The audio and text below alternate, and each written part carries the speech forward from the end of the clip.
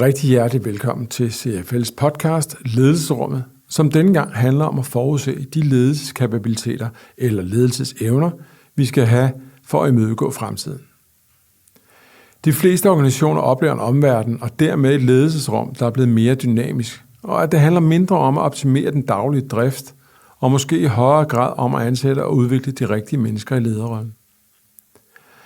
Til at gøre os klogere på det emne, har vi i dagens udgave fået besøg af en person, der i den grad beskæftiger sig med emnet, nemlig Scott Blanchard. Scott er President of the Scott Blanchard Companies, organisationen, der har skabt verdens nok mest udbredte ledelsesudviklingskoncept, nemlig situationsbestemt ledelse, eller SL2, som vi vælger at kalde det. Scott er en globalt anerkendt ekspert inden for ledelsesudvikling. Han har dedikeret sin karriere til at hjælpe ledere på alle niveauer og på alle kontinenter med at frigøre deres potentiale og skabe meningsfuld forandring. Vi skal høre hans indsigt i, hvordan ledelse udvikler sig, og hvilke evner han mener vil være afgørende for at navigere i fremtidige udfordringer. Mit navn er Lars Hemmingsen. Jeg er Strategic Leadership Consultant her hos CFL, og jeg har fornøjelsen af at være jeres gæstevært de næste godt 20 minutter. Scott er rejst fra San Diego for at tale på CFL's Briefing Executive, og det er super dejligt, at Scott også har sagt ja til at deltage her i Ledelsesrummet. Og nu lidt skifter jeg over til engelsk og giver ordet til Scott Blanchard. God fornøjelse. What is the most important capability a leader must have today? The number one, by far most important thing is that leaders must demonstrate to their people trust. They must have their back. They have to create the condition where their people trust them. During this podcast, we'll try to unfold how leadership is evolving and what capabilities will be essential to navigate future challenges. And we'll do that by talking into two aspects, the employee work passion and leadership in uncertainty and chaos. So Scott, welcome. Thank you. Thank you, Waz. I'm excited to be here. So let's start out by the first aspect, the employee's work passion. Would you start out by giving me an example of what you mean by work passion? Yeah. So employee work passion is a definition that we've created at Blanchard over the last 12 or 13 years, and it's an extension beyond employee engagement. So Marcus Buckingham developed that in published form first in his book, First Break All the Rules, where he defined that an employee's engagement or their emotional condition at work really matters. So employee work passion is engagement, but it's the next step because it matters what we think and what we feel, but the biggest thing is what do we conclude? And as a result, what attitudes do we develop? And what we found is that attitudes that employees develop that stand up to pressure, which are, attitudes that they stick with through, hard times, good times, or whatever, are called intentions. And an intention is very, very important because somebody could have good or bad opinions about things at work, but if they still are committed to doing the job, to cooperating with other people, to bringing everything that they have from a discretionary energy, they talk about their firm or their company that they respect it and they like it, and they also are not looking for another job. That's what we're talking about. It's what do we do with our feelings? And some people have very strong positive feelings, but yet they don't stand up to pressure. And other people have a mixed set of opinions around work, but they have a very strong intention to perform and to serve. And so that's what matters most. Great. And how do you, when you look at people, how do you sort of detect whether they have that passion or not? I mean, it can be felt, it can be observed, but ultimately, do people think about their coworkers? Do they think about the company? Do they think about the customers they serve? Do they think about the quality of the work before they think about their own feelings and their own selves. And when people are thinking about others first, it's not that they're not concerning themselves, but when they think about others first, those are the kind of attitudes that are so important to succeeding in life and to being able to do the things that we want, which is to cooperate, deal with change, deal with problems and stress. But if people are only thinking about themselves and how they feel, and that's their measuring stick for the way that they perform, it's very, very difficult, for those people to meet many of the challenges that we have today, which is a lot of uncertainty, a lot of conflict in the world, a lot of worry. But it's like, despite that, can we still be in a position where we think about others other than ourselves? And I'm going to relate to actually a conversation you and I had earlier today in how do you looking forward and hiring new people at basically any level, but maybe if you look at top level, what are the sort of the questions? You came up with a great couple of questions to ask. Well, it's really important. I learned from a guy named Adam Robinson something that has never left me. The only thing that we can really control is who we hire, is who we put on the payroll. Because once somebody is into the company, into the organization, public or private, once they are an employee, we have to trust them eventually to do their job. But if we hire somebody that comes in because of their background or because of their trauma, previous work experiences, how they were raised or whatever, but if they see themselves as with a victim mentality or what's referred to in the research as having an external reference of control, which means that my success and my outcomes are not determined by me, but determined by luck, or they're determined by the organization, or they're determined by others. If my success comes from outside of me, then it's very, very hard to get those people to really dig in to the things that we need. And the most important thing is that people believe that despite whatever circumstances they're in, they have choice, they have the ability, they have the capacity within themselves to make the best of it. To make the best of it. The most classic example from history was when Mandela in prison for so many years, right? And he had every reason, every justification to come out and want to retaliate against the captors, but he came out with a goal towards forgiveness and peace, and this is what he spoke about, this is what his life was about. He made that choice, even though he was unjustly imprisoned for all those years. And so no matter what circumstance we're in, we can choose to affect our destiny, or we can choose to have this belief or this set that our external, conditions really guide our lives. And some of the people that have the most privilege in the world are the least happy because they spend all their time defending it, like people are trying to steal things from them. And some people that we would seemingly have the least are often very happy because they feel like they can control their day, they can make the best of it, they can choose. And so we really want to hire people that no matter what, they believe in their heart they can make a difference in their lives and the lives of other people. And the interesting thing is, whatever your belief set, you're right. If you believe that you can affect your own destiny, if you believe you can make things better, you're right, because you can always choose. But if you believe that you can't do it and it's required, other circumstances are required, you're also going to be correct. And so we teach this to kids in middle school and in high school because it's your life. You can choose. And people either buy into that or they tend to, again, play that position of there's something else that's controlling my life other than me. So what is the question or the questions that you want to ask? Well, there's one really great question is to ask somebody, tell me about a time that you set a meaningful professional goal that you failed to achieve. And then listen to the story. And you'll hear a story of a meaningful professional goal. And what they'll typically talk about is something that was harder than they thought or wasn't as they seemed. They made a mistake in judgment. Something happened that they didn't plan or whatever. But they talk about it without, like as if it was a learning experience.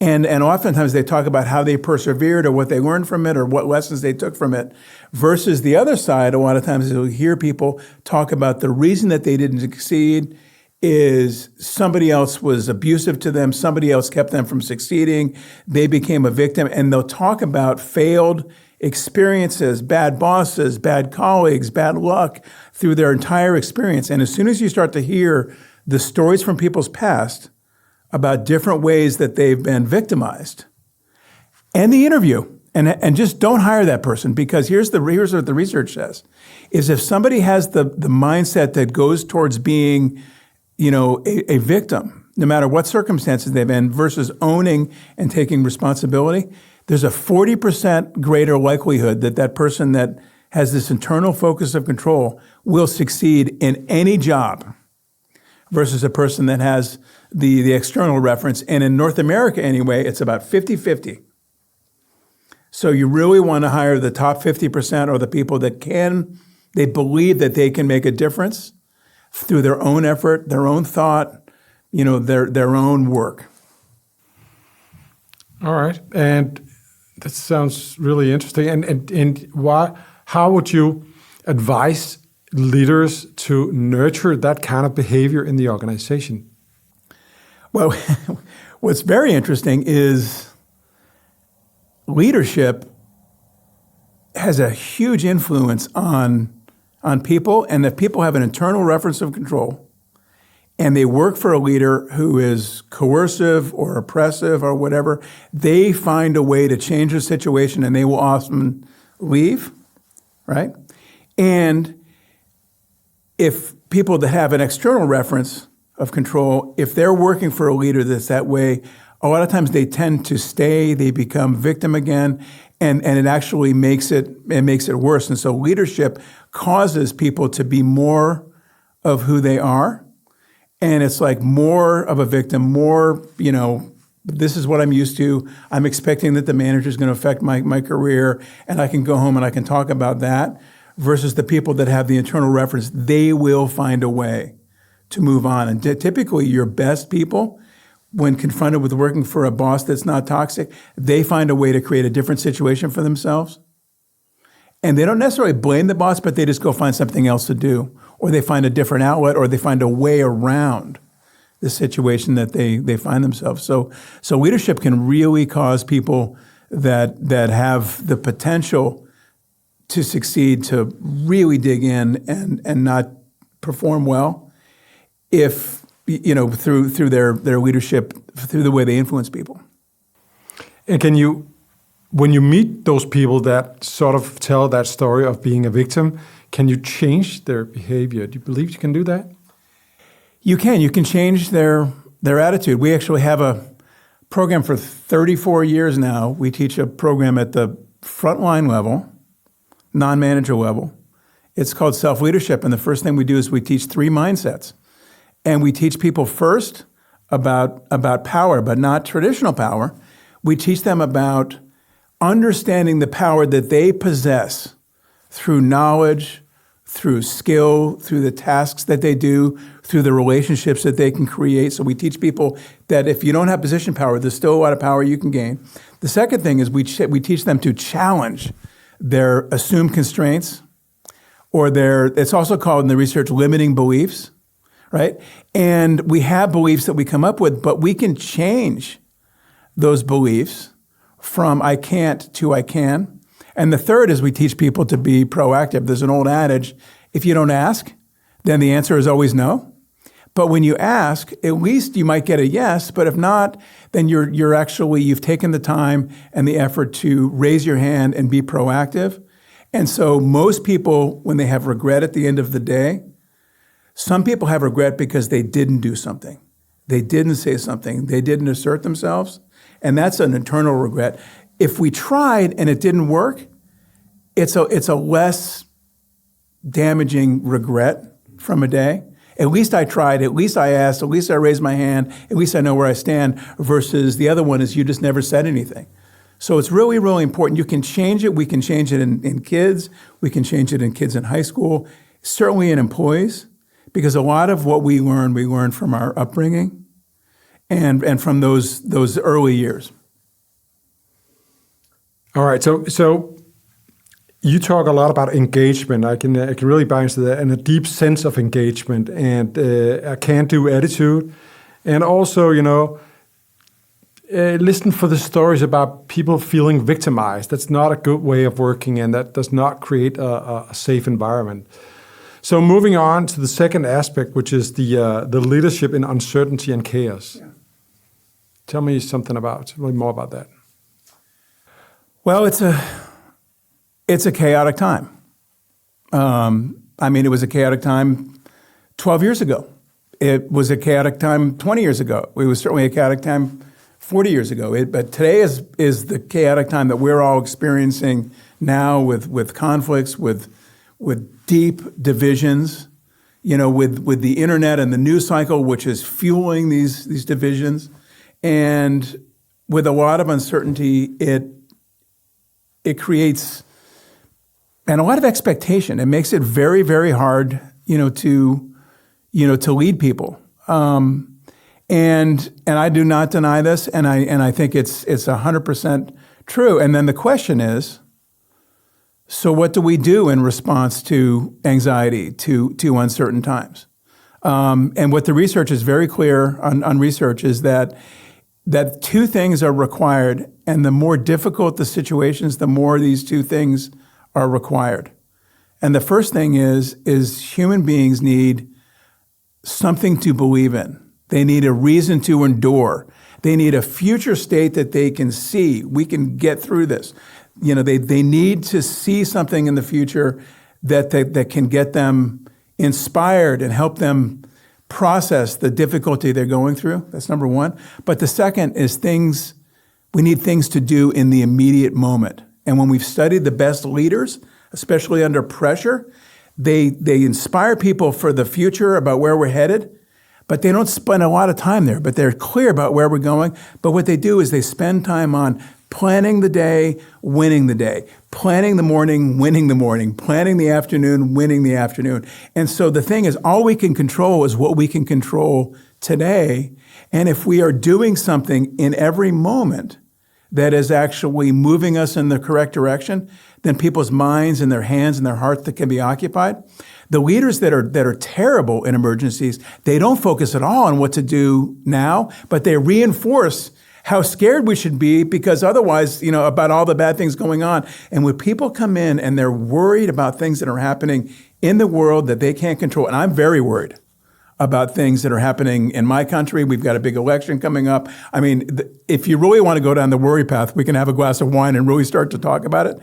There's a lot to worry about. But fundamentally, those worries, they are things that we can't control, or we can maybe figure out a way to be in a better position. But ultimately, we need things to do right now, here and now. And so I'm constantly reminding myself as I wake up in the morning, who do I want to be today? What do I want to accomplish today? What's the best thing that I can do? In the neuroscience now, they're talking about three different things that are really important. One is when I am worried. There's two types. One is I have anxiety, and anxiety is an alert state, and I have adrenaline coursing through my system, but I also have cortisol. And cortisol is what happens when I'm thinking about the future or I'm reflecting on the past. And cortisol is a hormone that suppresses the frontal cortex and gets us into this limbic system response, which is fight, flight, and literally we don't think as clearly because we're preparing for something physical, something dangerous to happen. It's a big difference between that and being nervous. And so nervous is adrenaline, it's a heightened thing, but it's not worrying about tomorrow. It's not worried about now, but it's taking that nervousness and doing something right now. And what we need to do as leaders is teach people to be composed. And composure is this place where no matter what we're facing, that we maintain enough composure so we can do the most effective things in the moment that will cause us to basically do the best and not the worst things under pressure. And so the more pressured situations are, the more we need to do as leaders is to demonstrate that we are calm or to maintain as much calm as we can, and that we're focused on carrying on and doing the things that we can do in the moment. Because it's so easy to get lost in the anxiety. But what are we going to do between now and lunch? What are we going to do before the end of the day? What are you going to do tonight when you go home, so that at least you're busying your mind and your hands and what you're doing on something that's useful? So you're saying that the leaders today, they need to be composed, and they need to have skills when it comes to actually being composed and absorbing some of these strong feelings or even anxiety, as you talk about, in order to actually protect the next level in the organization. So do you see it as being harder to be a leader today than 5 years ago? I think there's never been a harder time since I've been alive to be a leader right now. Maybe specific moments, but it is very challenging, not only because of what's happening in the world, but coming out of the pandemic, the way that we work has changed. The desire to be hybrid or to work from home or people to choose, the way that everything has become, more digital, the incredible surge of influence from our staff members about what they want and what they won't tolerate anymore, an incredible need for more inclusion. It's really tricky. And then also we've got AI happening right now, which everybody's going crazy about. We've also got, customers who are struggling with the same things.